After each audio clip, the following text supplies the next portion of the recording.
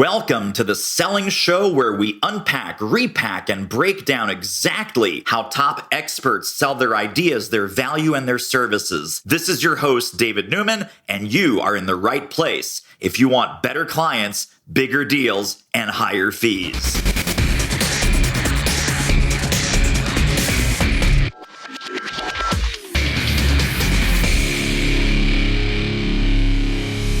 Well, I'm going to start this interview unlike any of the 350 plus interviews I have ever done.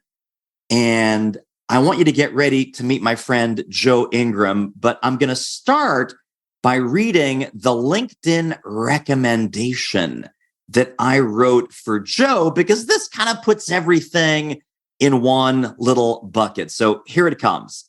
You want to sell more? You want to lead stronger? Succeed faster? 2 words, Joe Ingram. Joe's rapid fire sales value bombs will change the way you think, change your behavior, and thus change your results. He's a top-notch sales strategist, mentor, and trainer. Plus, big shock, he's funny and caring and genuinely wants his clients to win. Just don't tell him I said nice things about him. So, Joe Ingram, it was welcome all written to the show. by somebody, and right? Forget that last part. I did not say nice things about you. True. It's true. You did not. Yeah. You had talked to someone on Fiverr and said, could you please write this for me and put this out? They're like, yeah. Then you added that spin at the end. So well worth $5. Exactly. Well worth the $5. Well, it's such a pleasure to talk to you. We've known each other for a good handful of years. Yes. You are in the automotive sales universe, the crazy upside down vortex of car sales and car sales effectiveness. Tell us a little bit about the journey that brought you to the work that you're doing today, and what were some interesting stops along the way? Sure, absolutely. So I'm an electrical engineer by degree, which means I shouldn't be in sales and shouldn't actually be anywhere near cars as well. But growing up, my dad owned gas stations with the mechanic shops in the back. And so I was playing with cars since I was a child. And it was, I didn't realize until I got into electrical engineering, you didn't have to see every line in your hand with grease, right? That was there. I was like, wow, look, my lifeline, I have to look for it now. So what I did was I went to school, went into electrical engineering, spent 10 years there. And it was the constant up and down because it was aerospace manufacturing. And I ramped up really quickly, but that's because of my personality and sitting in a room full of engineers that typically are pretty quiet doing their work. The answer was, why are you talking? Why are you helping people? I'm like, I'm done. I've already finished all the tasks we need. And then they would laugh at me and go, well, then go sit down and be quiet. I'm like, wow, I can't do that. Got to keep going. And so I would help everybody around me, but it just escalated me into management. After 10 years of running 2 manufacturing divisions, having, millions of dollars worth of budget put on me at the age of 22 and 23 that I was responsible for, teams working 24 hours a day. It was every year and a half, you'd have to lay off your staff because something in the government changed. And then it was like, whoops, now I hope I could try to get them back once the funding then got reopened. And it was painful, but went from there, got tired of that, and then jumped to a criminal defense law firm because, why not? So no criminal law degree, but I understood how to build teams, interviewed with everybody there, and I built an internal call center. So it was an inside sales department, and they had an outside sales, and they had everybody else that was just all the advertising and the attorneys. So when I got in there, it was now let's schedule appointments for the outside team. Let's build this team. Then it got to the point where I was like, why can't we just close this over the phone? Why do we need to send people out? So then instead of taking away from the outside team, we set what we could set, but we would book what we wanted to book over the phone on a couple guys that I invested into. And then we took the company from $300,000 when I got there. Within 9 months, we were at $1 million a month in gross profit. And then we took it up to 2 within the next year. It was good. It was fantastic. But I realized one night about 10 o'clock sitting in Santa Monica at the office that the person calls in, says, I want to talk to my attorney. I'm like, you're in Pennsylvania. He's not up right now. And they were like, I want to talk to my attorney. So I said, okay. I went and clicked the buttons and paged the attorney. And then I said, I want to go see what this guy's in here. What are we representing him for? And so I looked at it and it was bad stuff. And the owner had told me when I first interviewed, he said, the better we do in criminal defense, the more the public hates us. Okay. And I looked at him and I said, I am morally and ethically challenged. Show me the money. And this is way before Jerry Maguire said it. But so I went in and I was like, great, this is fantastic. And then when I got to that point, I called him. It was about 11 o'clock that night. And I said, I got to go. I'm done. And him and his wife were on the phone and they said, well, you know what? We want to thank you for everything you did for the company, the building and all that stuff. But you lasted a lot longer than we thought you would. And I said, really? And they said, yeah, because we really, based on you and what we saw, we knew you could create impact, but we thought for sure you would tap out earlier as we went in. And I said, okay, I get it. And then I went looking for another job and found a job in the automotive space, which was running a call center. And I had just finished doing all that. So that's how I joined the automotive world. And that was back in 2000. And then all I did was build up call centers within the dealerships themselves, started taking more and more stuff from the sales department, service department and stuff, and running it through the hub. And then we would create this business development center in the center of the dealership that everything went through. And that's what got me moving in the car business. So it took me 4.5 years from joining it before I was running my own dealership. And I was told it takes 25 years for you to get in to the car dealership world and then become the general manager of a store. So at 4.5 years, I was like, that's not a bad deal. But I did do that. So, but that's me coming up to here until I got tired. In 2017, I took over a store in Costa Mesa, totally took it from, it had been losing money for about 6 years. I came in, turned it profitable with a new owner that bought it. And so came in and about 10 months into it with everything leading the charts and leading the manufacturer's requirements. He came in on my birthday and told me, you know what, Joe, I haven't been sleeping well because I know what I'm about to do. And I was like, and what is it you're about to do? And he said, well, at the end of the weekend, I'm going to end up firing you because I got to bring in a heavy hitter guy. And I'm like, a heavy hitter? I'm leading all of Southern California and most of the Western United States. What are you talking about? And he said, no, I got to bring in a heavy hitter. And he goes, and I'll be letting you go. And I was like, you're serious right now? And he goes, yep. And I'm like, well, I hope you sleep better tonight. And he said, if you want, you can take your whole team and leave. And I said, I would never do that. It's a holiday weekend. My team needs to make money. And then I said, I'm not going to do anything that's going to harm them because your choice. And so at that point in time, I looked at my bride and said, this is what's happening. She said, will you just go do your business the way you normally, your side business, make it a full-time business? And I said, okay. So the thing that I've been toying with for years that have been on the side and I would do elsewhere, that became my main hustle. And it took me 47 days to replace my income with my training company that was there. But I immediately, because I am bitter, right, that happened, don't think I was not bitter. And so I went out to the 8 competing dealerships around us that were the same brand and went in and talked to their general managers and said, hey, remember me from all the meetings? Remember me from kicking your butt on the status reports? And they were like, yeah. And I said, I'm giving you 50% off my training and I'll show you how to do it the way I did it. And so I picked up like 5 of them of the 8. And then we made sure that other dealership did not do well. So, wow. How about that? And this wasn't just like one-off training. This was like training contracts, monthly recurring revenue. Yes. How long did they sign up for? Each one lasted at least 2 years as we were going. So, yeah, but I've expanded since then. But yeah. Amazing. So long-term training contracts more so than one-off, hey, let's come and do a workshop. Right. Yeah. The workshop, pop in, do something. I have one client that's been with me for 2 years, but he tends to move locations and I come do one-offs here and there. All of my agreements are month to month. So they choose every month to keep me for years. My longest running clients, there's several of them that are like 4+ years. No golden handcuffs. They stay because they want to stay, and they stay because they're getting great results with you. Correct. And I tell everybody, what I do better than anybody else is get results. Okay. I do enjoy having fun. I do love putting humor into everything that we do. And I don't believe you should be, a monotonous trainer that talks at people. You need to be the person that engages and pulls them all in. All my trainers understand the concept of edutainment, right? We're going to educate you while we entertain you, but education comes first. So we put that in. So that's what gets us the better results than most people that just drone on and say, practice, practice, practice. It's like, no, we teach psychology. We have fun with it.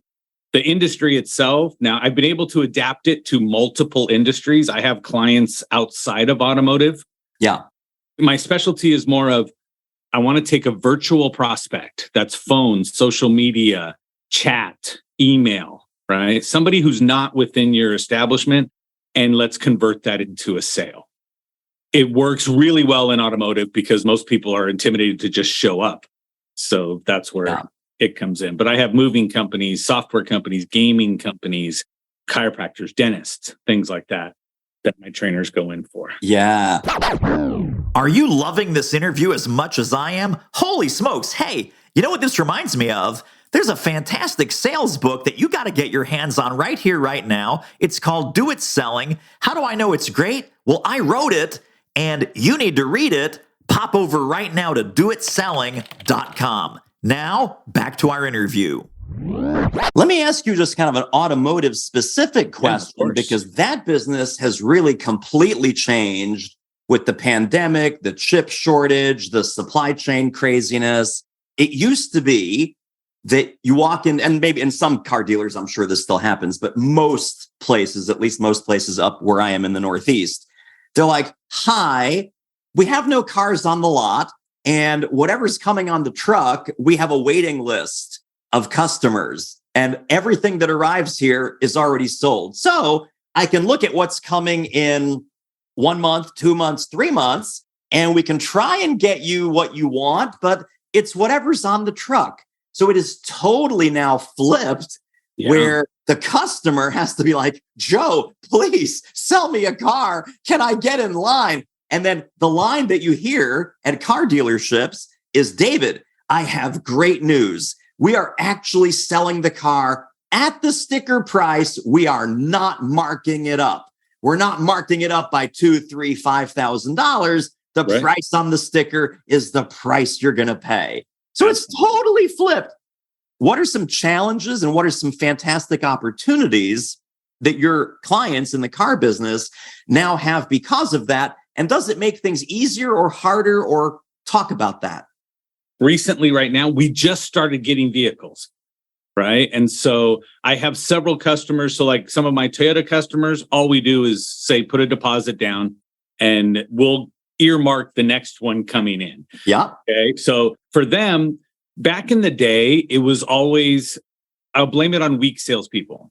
Weak salespeople would sit down and tell you, you'd come in and go, hey, I want to buy this car, but I want this payment. I want this. And then all they would do is immediately jump down and they go, okay, look here. This is the dealership's invoice. This is what we paid for it, right? So now will you at least pay that much? Okay. And it was like, how did we do that? I mean, not once do you go to McDonald's and go, I'll have a number one combo, but I'll give you $2 because I know it can't be worth $10, right? But yet in automotive, the answer was I was so desperate to sell something that instead of me learning to sell its value, I would then lower the value that you paid so that you felt like, oh my goodness, this is so fantastic now that I got such a good deal. So we would go below cost at times and do all that. Now the mindset for everybody that works in a dealership is, oh, the manufacturer suggested retail price means something again. And to the clients now that are looking, they're like, I still got people call and go, nope, I'm not paying over invoice. And I'm like, that's great. I understand that, but you're probably a couple years away from getting to that point, right? So if you've got time, we can work that way. But I'm not going to tell you no, but You're not going to get there. We just got to the point, like one of my larger clients just got back up to the 600, 700 vehicles in stock. And we were like, ooh, this is what we're used to doing. This is where we're going to start turning and burning, and we can get rid of some cars. And now the union went on strike. So now the people putting all the stuff together is going to limit our inventory. So now we have to stop and go, this may be the only 600 cars we have. It taught salespeople that MSRP meant something. Okay. It taught customers that MSRP meant something, because so many people are like, I don't care what it says on the window sticker. I only think it's worth this much.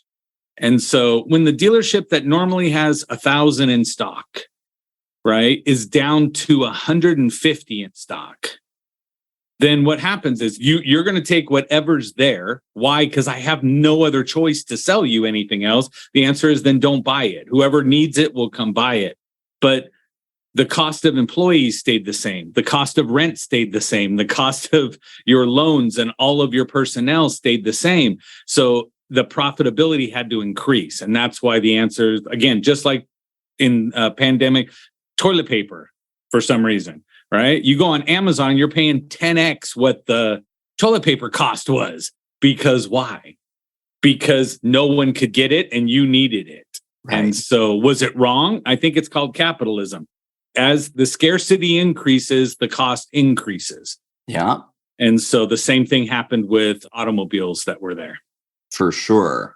But now everybody's got that mindset. Like you said, I'll call you and go, hey, I can do MSRP. And you're like, what? Only new car shoppers understand right now that are like, oh, what? This is my first car. Of course you pay the window sticker.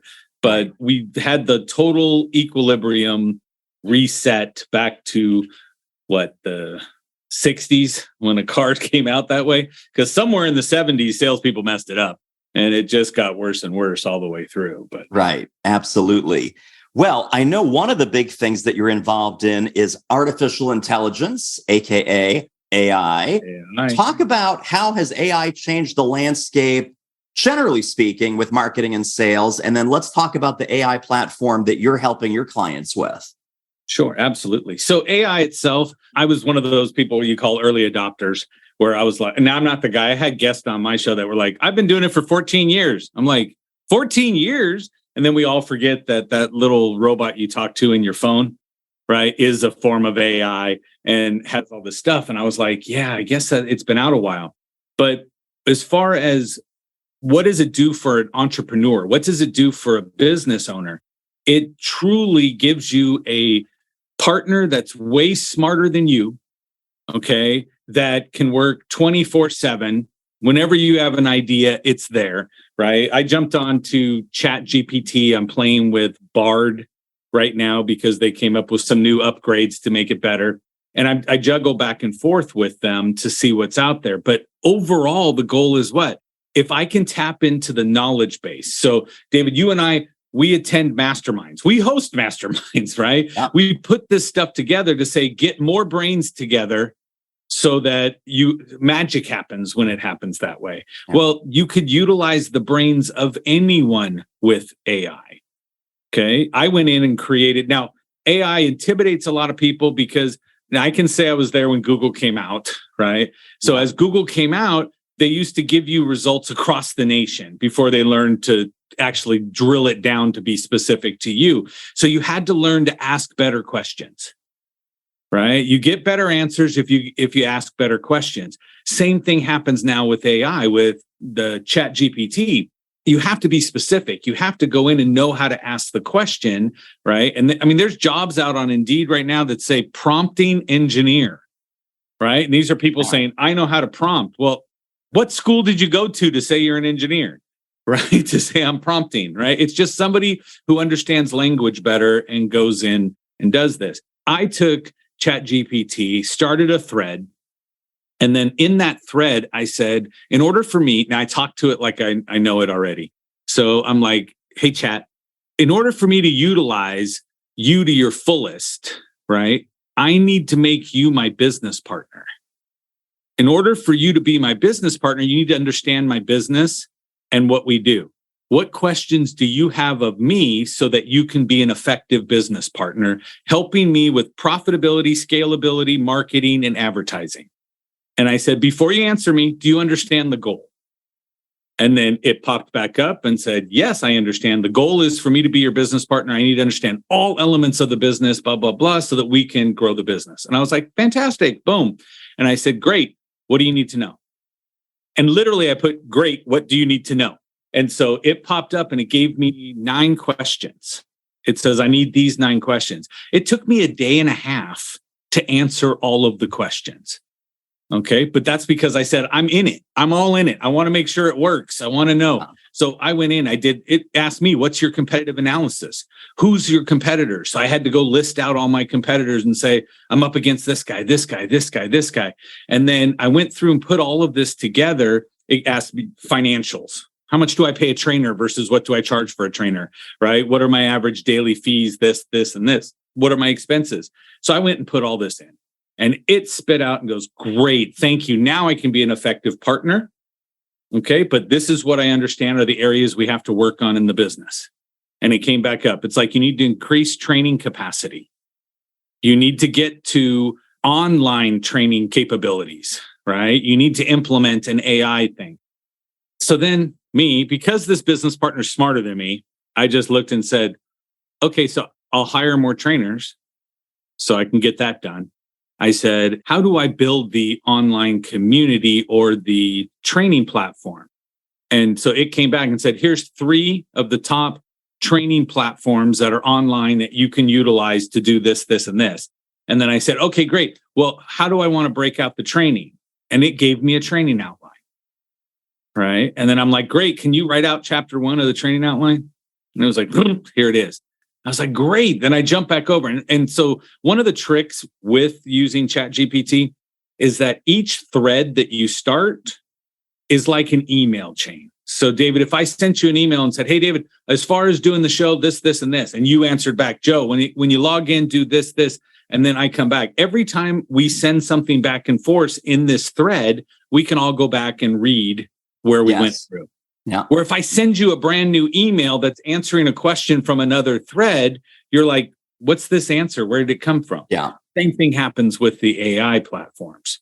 So I started that one, named it Business Partner. So then I go back in and I go, hey, like on my desk, I have a little paper that says Lead Magnet offers courses, group coaching, masterminds, 1-to-1. So this is the overall chain of things that you need to get done in the thing. So I said, I need ideas for lead magnets where someone will feel compelled to give me their email based on what they can get. Give me an idea. So all the ideas are surrounding ChatGPT and my company. So it's not every question, Joe, you are putting into that business partner thread week after week after week. Anytime I have a question that comes up, I go back to that thread and I add to it.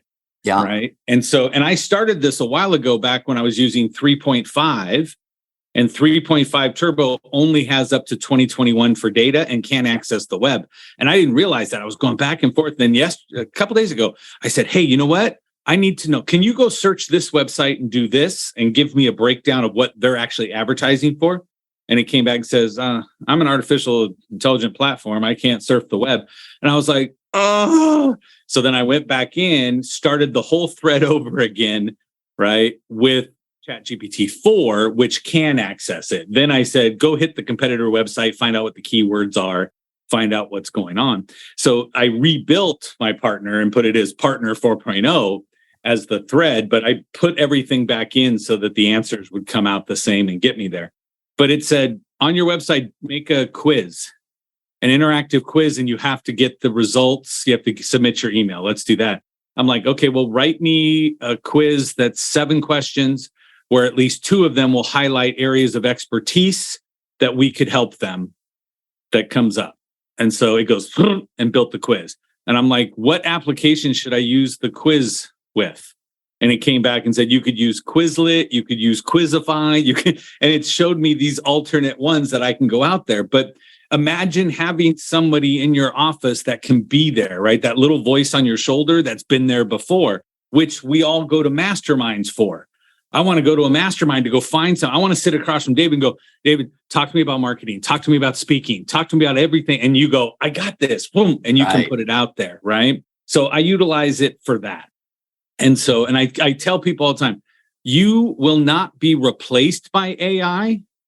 You will be replaced by someone who embraces AI. Oh, yeah. Right. Because so many people going, I'm just going to put my head in the sand and ignore it. Where those of us that jump in the middle of it and are like, you can get it to do this. You can have it do this. And now there's exporting bots that will go out and do work for you and do things, right? You could literally have AI go post tweets for you on X. You can have it go through. I have an application, a Chrome application on my computer that when I go onto LinkedIn or I go onto Twitter, it pops up underneath it and says, do you want to ask a question about it? Click this. Do you want to make a good comment? Do you want to make this? So I could log in, go click, and it goes, that comment. I'm like, that was written better than I would have said it.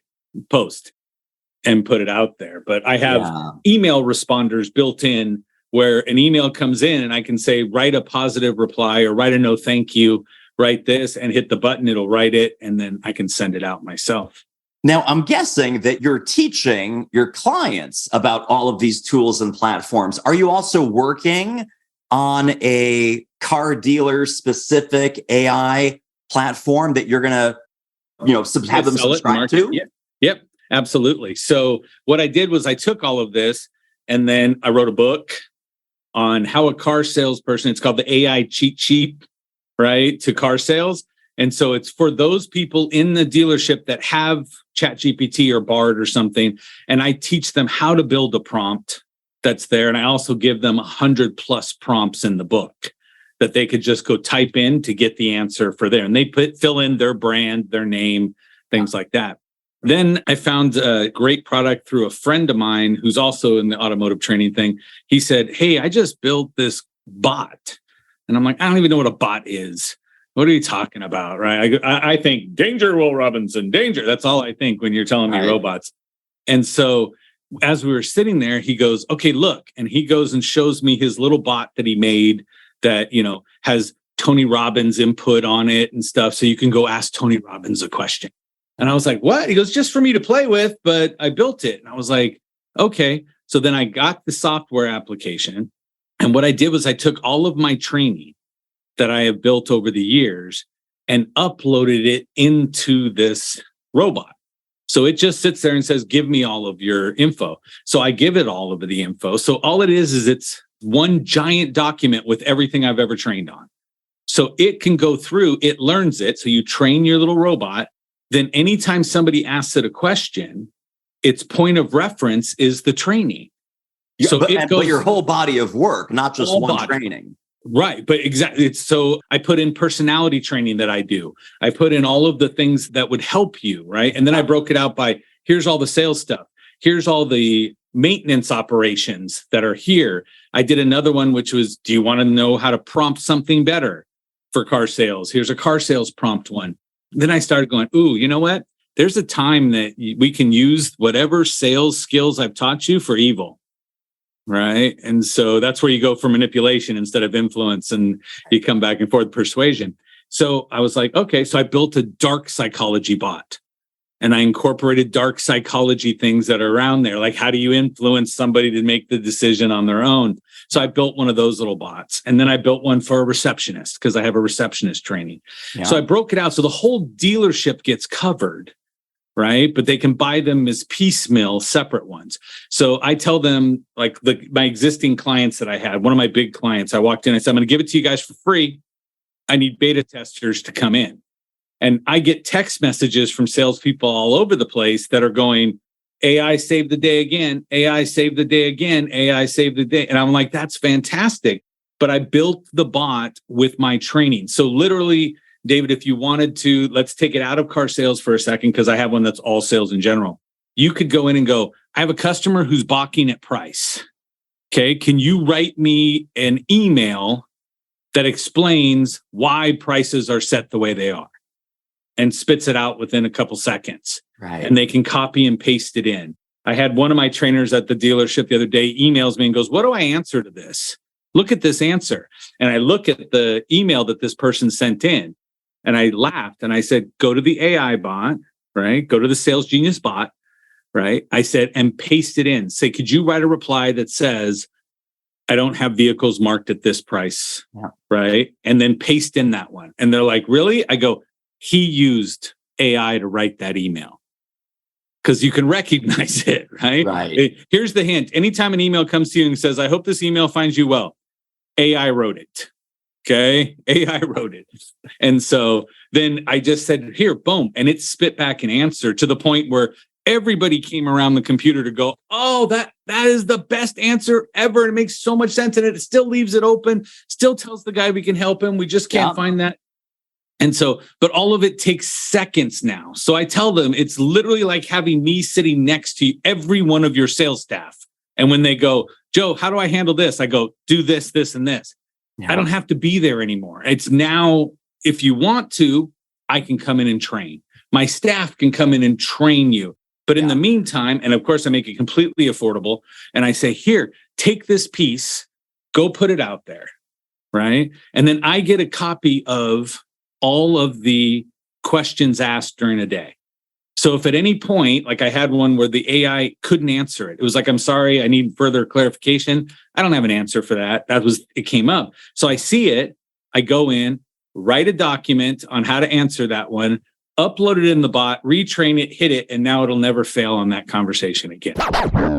Holy smokes, so much value in this episode. Listen, if you are loving what you're hearing, feel free to download, subscribe, tell a friend, leave a review on Apple Podcasts or wherever you're listening to The Selling Show. Now, back to the interview. Let me ask you, we're going to kind of change gears here and just kind of Joe, the business owner, Joe, the CEO. Your team is really lean and you are doing a lot of work for a lot of clients and making mucho money. Talk about how do you resist the more, bigger, better? Like, oh, Joe, you need to have like 20 trainers. You need to have 5 marketing people and 3 people doing sales. And your team is very, very lean. How did you learn to run such a big, profitable business with not a lot of overhead? So one of the things that happens for me is that I'm an absolute control freak. Okay. So no one could do it better than me. And while that's bad when you're trying to scale, when you are a business owner, if you could dedicate the time, my wife is very patient, right? When it comes to it, because I'll be in the office till midnight, 1 o'clock in the morning, 2 o'clock. I don't sleep often. So now that I have AI on my phone, I can play with it while I'm sitting in bed. My need to do it and build it the way I wanted to is what taught me to be resourceful inside. Then reading the book, Who Not How, okay, which is fantastic. And what that taught me was, who can I hand things to little by little? And it took a lot. It's like, here's one task for you, virtual assistant. Okay. And then it's like, okay, that's about 80% of what I would have done. I think I can live with that. And then goes back and forth. So with my trainers, I pull one in, they've got a shadow for a while, right? It's straight just exposure. It's just expense. So then I want to completely maximize the hours of every trainer that I have before I add another one. Again, if I go, let's go put out there, I have 4 trainers plus myself, but I don't want to say, hey, I want to go put 20 trainers. So 20 trainers, they each get a day a month? No, right? That would make no sense. They're going to take my material that I invest in them and go and do it themselves. Right. They'll go off and they won't be the genius. They'll be the guru instead. Right. And it's like, great, thanks for that. But again, I take care of the people. I keep them in. I try to maximize every day they can possibly get with my clients and then put it out there. But I hired an outside sales team because everything I built on my business was word of mouth. What's the best way to get word of mouth? Results. Get your clients results. They're going to tell other people. But that's all I did was I baby stepped, and I don't over allocate myself. Yeah, I don't do that. So I have no issue. I just sent a client a proposal. I messaged them today. I said, October and November are almost at capacity. Right? Does it make sense for us to have a conversation today to solidify November, or do we want to look at December? And so rather than just saying, I'll do it now, and then try to figure a way out.